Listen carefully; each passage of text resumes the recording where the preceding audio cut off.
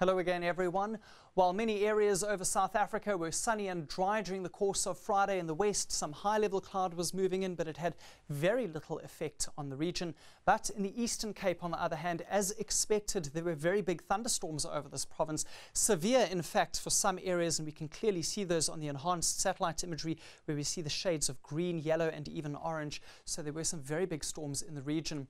Let's move ahead to tomorrow, and the day is going to start off quite dry, but we will have some fog over the southern interior as well as in the northeast. That includes parts of Limpopo and Mpumalanga, maybe even into Gauteng. That will thin out very quickly after sunrise, and in the afternoon thunderstorms return to parts of KZN and the Eastern Cape, maybe a few thunder showers onto the Highveld, while in the west it's going to be a mostly sunny, hot and dry afternoon, with temperatures climbing above 35 degrees for some places including Uppington and Prieska. A hot day for Portsmouthburg and Kimberley as well, where there could be a few patchy thunderstorms. Dry and very hot for parts of the Western Cape, 36 for Vredendal. It is going to be warm along the south coast, where we will have partly cloudy weather, and as we've already seen, there could be morning fog over this southern interior of the country, but it will thin out, and in the afternoon temperatures rise at least into the upper 20s.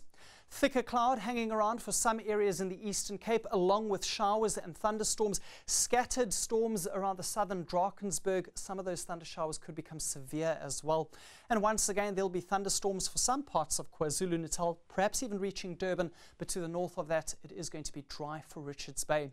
No rain for Mpumalanga, where it is going to be a hot day. Even Ermelo climbs to a maximum temperature of 29 degrees.